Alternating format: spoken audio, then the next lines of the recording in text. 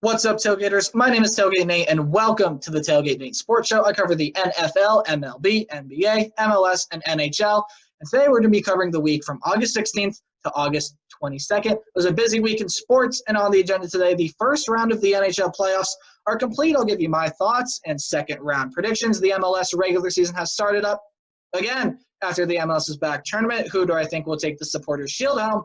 And we are halfway done with the Major League Baseball season. Isn't that crazy? Which players do I think are going to stand out among the rest? All of that and more coming up on the Tailgate Nate Sports Show. All right, as per usual, we're going to kick it off with the NFL, and we are looming closer to the start of the 2020 NFL season. But first, some headlines. A couple of headlines come out of Washington as they appoint Jason Wright to the position of team president. He is the first black team president in NFL history.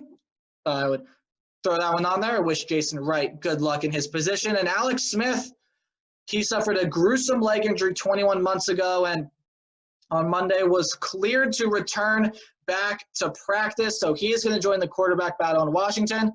Again, I wish him the best of luck. Your Monday Night Football booth is set. We're going to see Steve Levy, Louis Riddick, and Brian Grease calling Monday Night Football games. And the head college announcing duo, Kirk Herbstreit and Chris Fowler, they are going to be in the booth for their NFL debut. They're going to call the Steelers and Giants as part of Week 1 Monday night doubleheader. And that is the only NFL game they are scheduled to call this year. Excited to see them in a professional booth. Former Cowboys defensive tackle Gerald McCoy is going to be out for the season with a quad injury. And I say former because after that, he got cut. So hopefully Gerald McCoy can get back on a team and back on a roster next year. The NFL declines the option to have full-time officials for 2020. I think they went full-time in 2016, 2017. Never since then, officials have been part-time. And again, they're going to continue to be part-time with all the craziness going on. So no full-time officials for 2020. And the NFL may have a playoff bubble. I have been a supporter of the bubble ever since sports announced they were going to come back. Now the NFL might put their playoffs in a bubble. I think it's going to be very, very good for the NFL if they do that. Will we ever see Des Bryant in pads on the field again? He worked out with the Ravens on Thursday and left the workout without a deal. So Des Bryant still to get back on a football team. The Browns have been injury-ridden in practice, and cornerback Kevin Johnson suffered a lacerated liver during a practice. A teammate fell on top of him, and it lacerated his liver. So he was hospitalized, has since been released, and hopefully he can get back on the football field soon. And then Ron Rivera, another headline out of Washington. The head coach has cancer, still does plan to coach, but has asked for his teammates' help and other staff members' help to lift him up during these times when he is coaching. There are going to be a lot of challenges with coaching with cancer. And Ron Rivera, an excellent head coach. Hopefully he can battle his way through this. That's your NFL news. All right, we're going to change the order up a little bit today, and I'm going to do the MLS second. So let's take a look at some headlines. After death threats and fans not being happy with the players of FC Dallas and Nashville FC kneeling during the national anthem in their first game. In the second game, they just decided, hey, let the national anthem play, and we're going to take the field after that. And that's what they did after a rain delay. They ended up playing out to a 0-0 tie, but took the field after the national anthem. The Revs and Dynamo swapped midfielders Tommy McNamara and Wilfried Zahibo. So Tommy McNamara, I believe, going to go over and play for the Dynamo, and Wilfried Zahibo going to go over and play the Revs, of course, if not the other way around. But I think definitely improvement for both teams. Both of these guys, pretty solid pieces in the midfield, and each of their respective teams are going to, I think, improve slightly from these guys coming in. But a departure for FC Dallas is Reggie Cannon, the star for FC Dallas, is leaving for Barnsley, a club in England. Barnsley kind of always in and out of the Premier League. Never really one of the top teams in the Premier League, always kind of towards the bottom, but still a good club of soccer nonetheless. I wish Reggie Cannon luck in the UK. The Chicago Fire re-signed midfielder Fabian Herbers through 2023. He is a big part of what the Fire do there, and a good sign here to keep Fabian Herbers for the foreseeable future. LAFC president Tom Penn steps down, and the club kind of appointed two team presidents. Thornton and Freeman will share the role until they can find a permanent club president there at LAFC.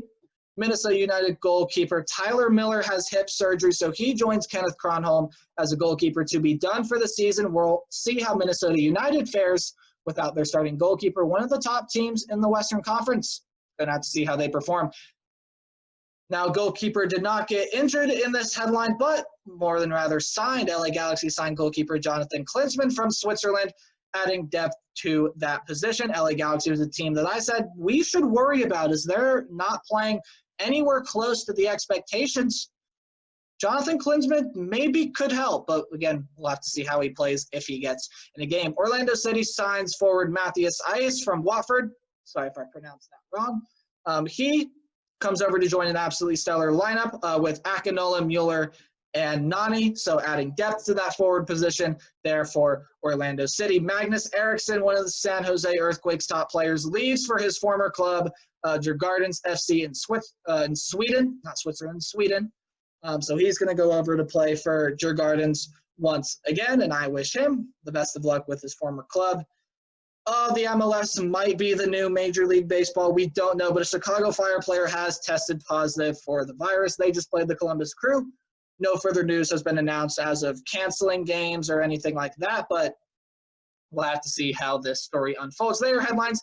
Let's take a look at some scores and stats. The Red Bulls ended up being their rivals NYCFC on a goal from Kyle Duncan at the 59th minute to win the game 1-0. There were no cards in that game, but sound the red alarm because goal controversy alert. Goal controversy alert. For a goal to count, I'm sure soccer fans know this, and if you're watching this video, of course you know this, the entire ball has to cross the goal line. The very back chalk of the goal line, the entire ball has to be crossed it. I can't remember what the call on the pitch was, but it was awarded a goal. There wasn't really a clear angle to show whether it crossed the line, whether it didn't. Now, the part of the ball touching the ground definitely crossed the line, but again, the part of the ball in the air has to cross the line as well. Wasn't really a solid angle that showed it doing either or, but the referee said it's a good goal, and that was the difference in the game. New England and Philadelphia played in a rematch of the MLS's back tournament knockout round game, only to play out to a 0-0 tie. And excuse me, I should have Philadelphia Union instead of just Philadelphia. My apologies, but no goals scored in that game. They played to a 0-0 tie, so each team gets a point in the standings. Sporting Kansas City solidifies their place at the top of the Western Conference with a win over Minnesota United. Own goals galore here. Jalen Lindsey an own goal at the 32nd minute, and Michael Boxall a goal at the 55th minute. Or 55th minute, excuse me. That was an own goal, but the difference was Johnny Kinda in the 12th minute. The first goal scored in the game was the difference for Sporting Kansas City.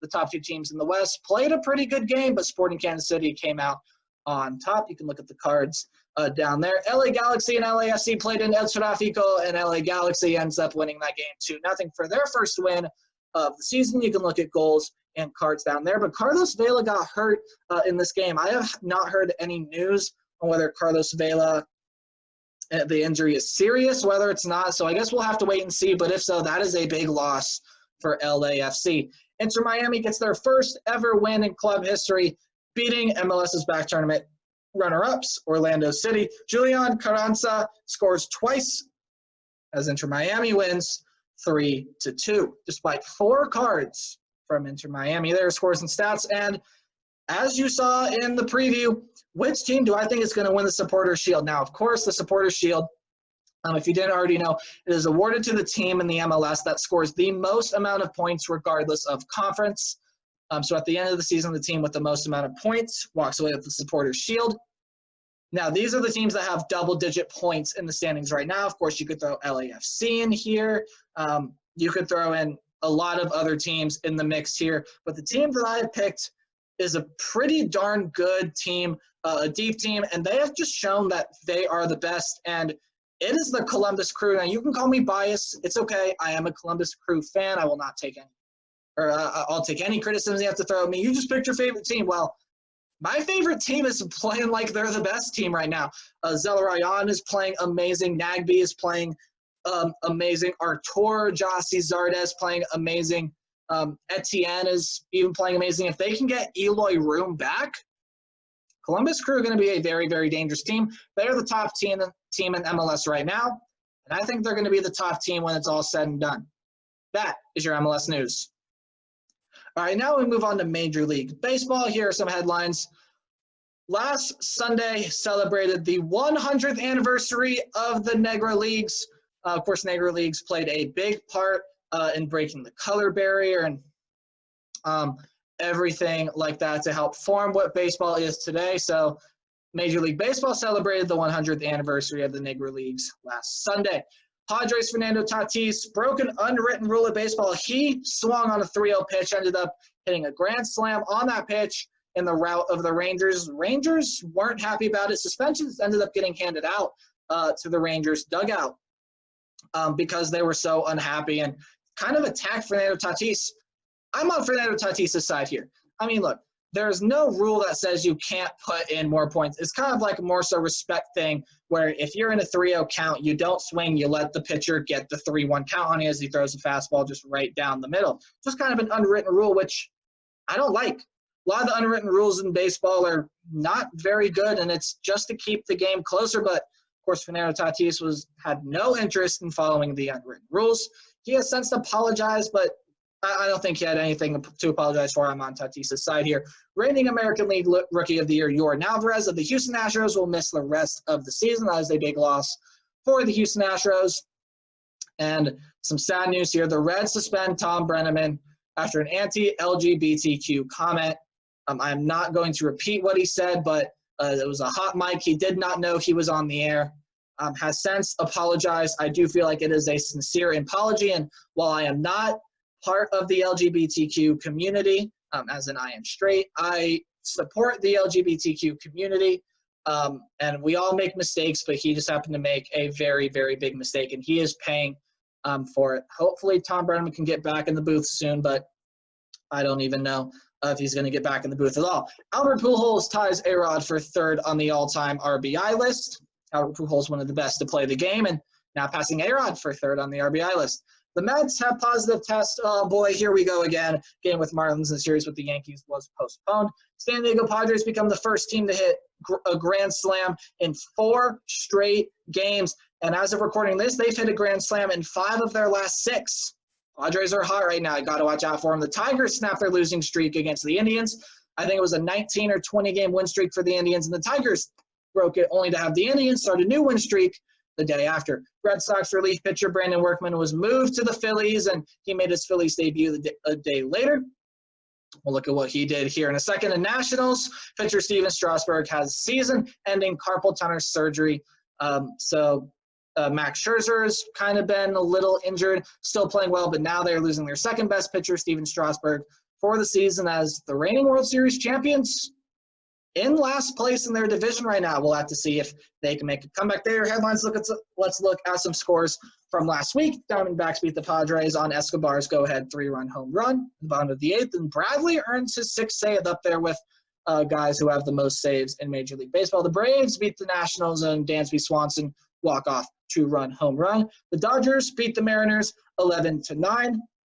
I put this game on here because Corey Seager and Kyle Seager become the first brothers to hit home runs as opponents since 2001. So congratulations to the Seager brothers there, but Corey's team ended up coming out on top.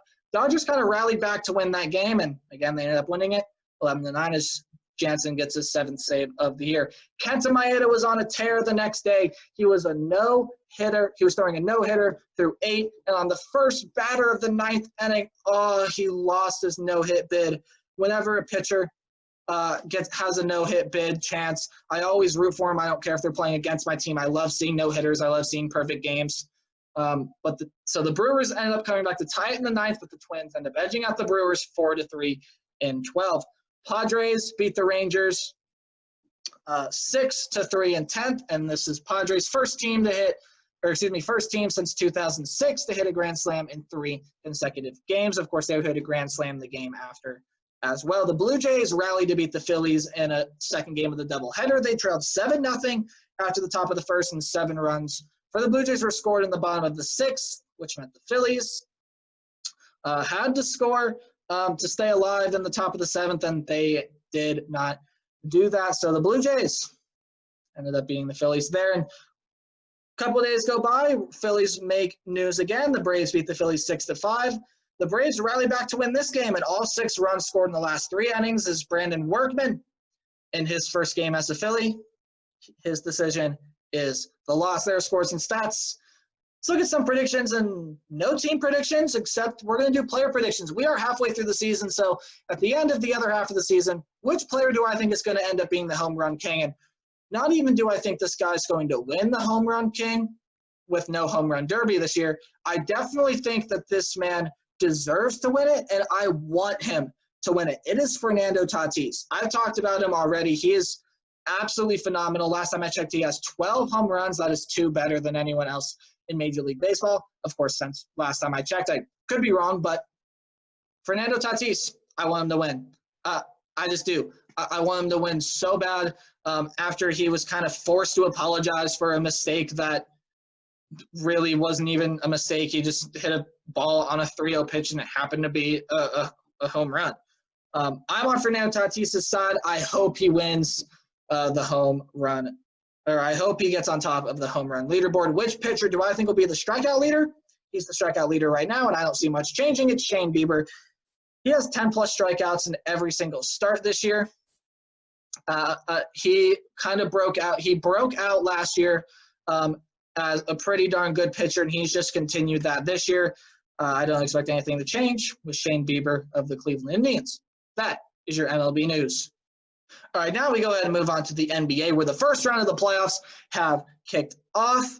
But first, some headlines. Jazz guard Michael Conley left the bubble for the birth of his child. He did plan to return to the bubble sometime, and he did. I'll talk about him here in a little bit. Rajon Rondo, a guard for the Los Angeles Lakers, cleared quarantine. He didn't have a timetable for return. Now, I don't have a headline about it, but he was supposed to play in Game 3 against the Trailblazers, but was a late scratch, so hopefully he can come back and play in Game 4. Donovan Mitchell scores 57 points. That is tied for 3rd most all-time in a playoff game. Donovan Mitchell helped. It wasn't enough as the Nuggets ended up being the Jazz in Game 1 in overtime, but look at that series here in a little bit. The Jazz playing some pretty good basketball right now. Luka Doncic scores 42 points in his playoff debut, and that is the most all-time for the first game in your playoff career. And the Mavericks playing well, but Luka Doncic hurt right now. Hopefully he can get back on the court. The Celtics forward Gordon Hayward expected to miss 4 weeks after spraining his ankle. Celtics don't seem to be missing Gordon Hayward that much, but trust me, when it comes to later rounds, they'll be missing him a lot. The Timberwolves get the number 1 overall pick in the NBA draft lottery. The Warriors, Hornets, Bulls, Cavaliers round out the top 5. Now it's just a question of who do you pick at number 1? There's no really definite number 1 pick like Zion was last year, but there definitely are 2 or 3 guys that the Timberwolves could take at number 1. We'll have to see what they do, and might do a little bit of a mock draft as we get closer to that date. Trailblazers guard Damian Lillard dislocated his finger in Game 2, vowed to play in Game 3, and he did, and he played amazing in Game 3.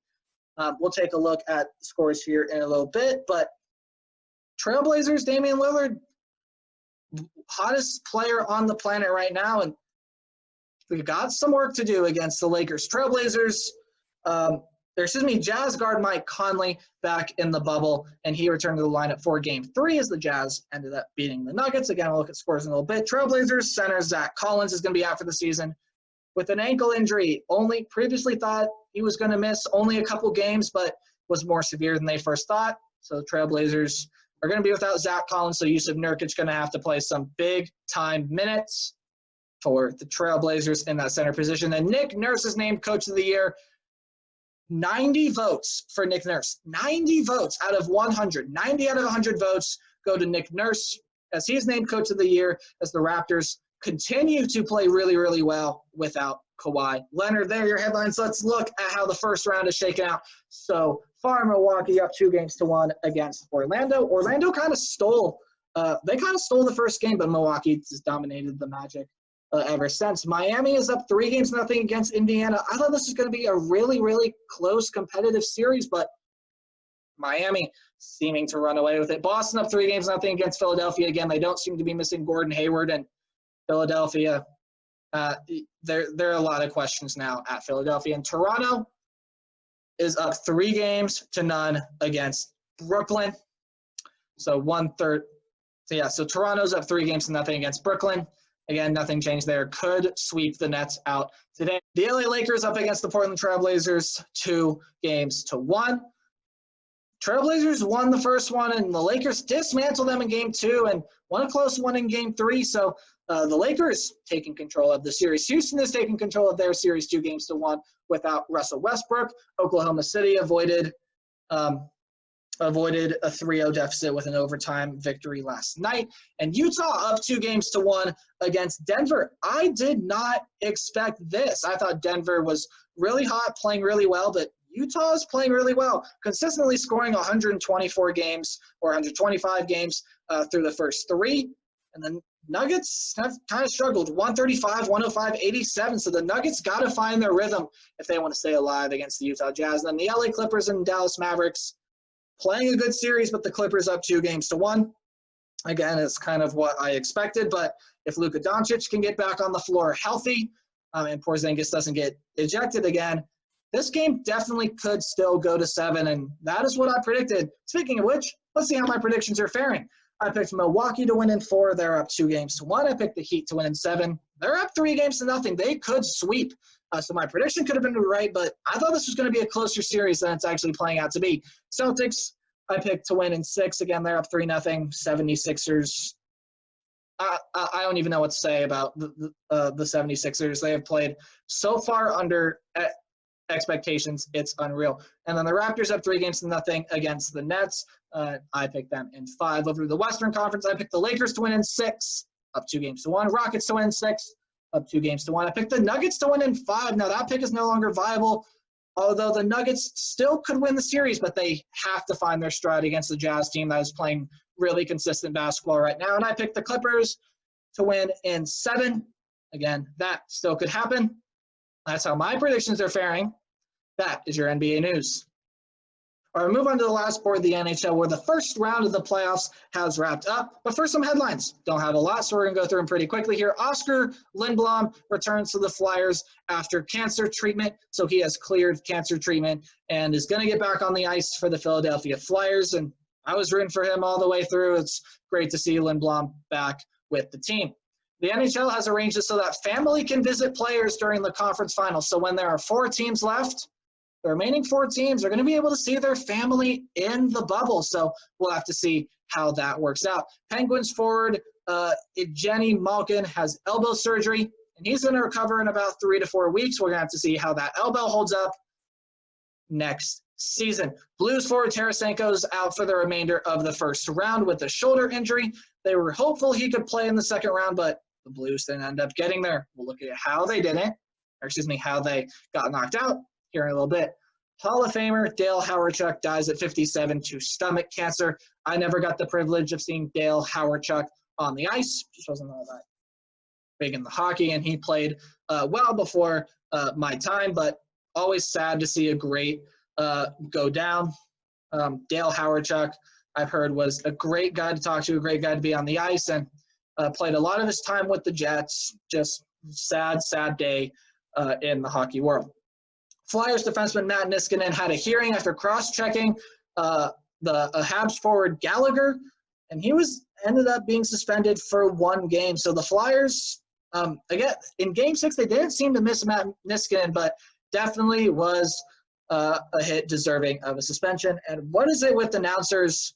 What is it with announcers making mistakes this week? Mike Milbury condemned, suspended for insulting women on broadcast. Now, considering the circumstances we're living in right now, this was a bad thing to say. This was an absolutely horrible thing to say, but considering it's Mike Milbury, he's said worse things in the past. If you're a hockey fan, you know what I'm talking about. He has said a lot of worse things in the past. Just in the context of the world, it looks worse right now, but I don't think the comment was meant to insult anyone, but of course it also is Mike Milbury. So he's not going to be calling any more games for the playoffs this season. They are headlines. Let's take a look at how the first round wrapped.